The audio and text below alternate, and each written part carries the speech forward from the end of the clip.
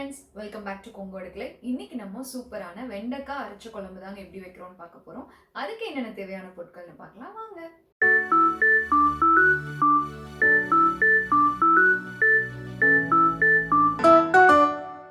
First ஒரு table spoon போல எண்ணெய் எடுத்துக்கோங்க.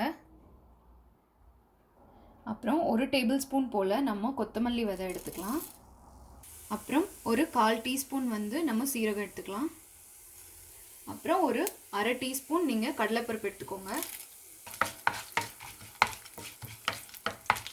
அப்புறம் காஞ்ச மிளகா பார்த்தீங்கன்னா ஒரு 3 காஞ்ச மிளகா எடுத்துக்கோங்க. இதில் பார்த்தீங்கன்னா இப்போ நான் பெரிய வெங்காயம் ஒன்று கட் பண்ணி வச்சுருக்கேன், அதை ஆட் பண்ணிக்கலாம். அப்புறம் பூண்டு ஒரு 4 பல் போல் அதுவும் ஆட் பண்ணி நல்லா வதக்கி விட்டுருங்க. இப்போ வெங்காயம் நல்லா வதங்கினோன்னே நம்ம நல்லா பழுத்த தக்காளியாக ஒன்று எடுத்து நான் கட் பண்ணி வச்சுருக்கேன், அதையும் ஆட் பண்ணிக்கலாம். இப்போ இதில் கொஞ்சமாக உப்பு சேர்த்துக்கலாம். அப்புறம் கொஞ்சமாக மஞ்சள் தூள் சேர்த்துக்கோங்க. அப்புறம் நான் இன்னைக்கு கருவேப்பிலை பொடி எடுத்துக்கிறேன். இப்போ உங்ககிட்ட கருவேப்பிலை இருந்தால் நீங்கள் ஃப்ரெஷ்ஷாக அதை ஆட் பண்ணிக்கலாம். இப்போ இது எல்லாமே நான் ஒரு 1/2 டீஸ்பூன் ஆட் பண்ணியிருக்கேன். உப்பு, மஞ்சள் தூள், கருவேப்பிலை பொடி.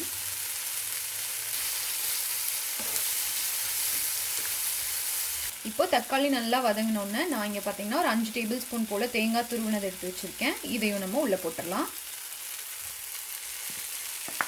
இதை ஒரு 5 நிமிஷம் போல் வதக்கி விட்டுட்டு நம்ம இதை ஆற வச்சு நீ அரைச்சி எடுத்துக்கலாம். இப்போ குழம்பு பண்ணுறதுக்கு பார்த்தீங்கன்னா நான் ஒரு 5-6 சின்ன வெங்காயத்தை 1-2 கட் பண்ணி எடுத்து வச்சுருக்கேன். ரொம்ப பொடுசாக நீங்கள் கட் பண்ண வேண்டாம். அடுத்தது பார்த்திங்கன்னா ஒரு 15 வெண்டைக்காய் போல் நம்ம இந்த சைஸில் கட் பண்ணி எடுத்துக்கலாம். இதை நம்ம எண்ணெயில் வதக்கி அதில் சேர்த்துவோம். ஸோ இந்த அளவுக்கு நீங்கள் ஒரு 15 வெண்டைக்காய் நீங்கள் எடுத்து இந்த சைஸ்க்கு கட் பண்ணி வச்சுக்கோங்க. அப்புறம் ஒரு எலுமிச்சை அளவு நீங்கள் புளி எடுத்துக்கோங்க. அது 1 டம்ளர் தண்ணி ஊற்றி நீங்கள் ஊற வச்சு வச்சுடுங்க. இப்போ இதை எப்படி பண்ணலான்னு பார்க்கலாம். இப்போ ஒரு பேனில் ஒரு 2 டேபிள் ஸ்பூன் போல் நல்லெண்ணெய் எடுத்துக்கோங்க. நல்லெண்ணெய் தான் டேஸ்ட் நல்லாயிருக்கும். ஏன்னா இப்போ இதில் நம்ம வெண்டைக்காய் வதக்கிக்க போகிறோம். ஃபஸ்ட்டு அந்த வழுவழுப்பு தன்மை போகிறதுக்காக நம்ம வதக்கி எடுத்துக்கலாம். இப்போது இதில் எண்ணெய் காஞ்சதுக்கப்புறமா நம்ம கட் பண்ணி வச்சுருந்த வெண்டைக்காய் ஆட் பண்ணிக்கோங்க. இது கொஞ்சம் நேரம் வதக்கி விட்டுட்டே இருங்க. இப்போ பாருங்கள், இது கலர் சேஞ்ச் ஆக ஆரம்பிச்சிச்சு, நல்லா கொஞ்சமாக ப்ரௌன் ஆக ஆரம்பிக்கிறதுல. இந்த ஸ்டேஜில் சும்மா ஒரு சிட்டிகை நீங்கள் உப்பு சேர்த்துக்கோங்க. உப்பு சேர்த்துட்டு இது நல்லா வதக்கிட்டு நம்ம இதை எடுத்து வச்சுக்கலாம். பாருங்கள், இந்த மாதிரி ஸ்டேஜில் நம்ம எடுத்துடலாம்.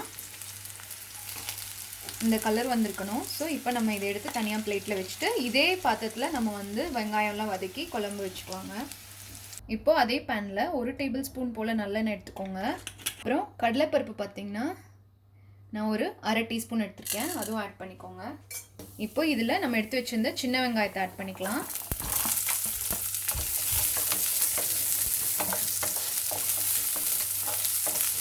இப்போது இந்த வெங்காயம் நல்லா வதங்கினோன்னே நம்ம எடுத்து வச்சுருந்த புளி தண்ணி ஊற்றிக்கலாம். இப்போ உங்ககிட்ட கருவேப்பிலை இருந்ததுன்னா நீங்கள் ஃப்ரெஷ்ஷாக இந்த ஸ்டேஜில் ஆட் பண்ணி வதக்கிட்டு அப்புறமா நீங்கள் புளி தண்ணி யூஸ் பண்ணிக்கலாம். இப்போது நான் இது புளி தண்ணி இதில் ஆட் பண்ணிக்கிறேன். இவ்வளோ தண்ணி இருக்கட்டுங்க, ஏன்னா நம்ம அரைக்கிறப்ப கொஞ்சமாக தான் தண்ணி சேர்த்து கெட்டியாக தான் அரைக்க போகிறோம். இப்போ பாருங்கள், புளி தண்ணி ஊற்றி ஒரு 5 நிமிஷம் நல்லா கொதிக்க விட்டாச்சு. இப்போ இதில் நம்ம வறுத்து வச்சுருந்த வெண்டைக்காவை ஆட் பண்ணிக்கலாம். இது ஒரு 5 நிமிஷம் இந்த புளி தண்ணியில் இருக்கட்டுங்க. இப்போது இதில் நம்ம அரைச்சி வச்சுருந்த மசாலாவை ஆட் பண்ணிக்கலாம். இப்போ இதை நல்லா மிக்ஸ் பண்ணி விட்டுருங்க. இப்போ பார்த்திங்கன்னா இதுவே நம்மளுக்கு ரொம்ப கெட்டியாக தான் இருக்குது. ஏன்னா இப்போ நம்ம இதில் கடலைப்பருப்பெல்லாம் போட்டு அரைச்சிருக்கனால உங்களுக்கு இன்னும் கெட்டி தான் ஆகும்.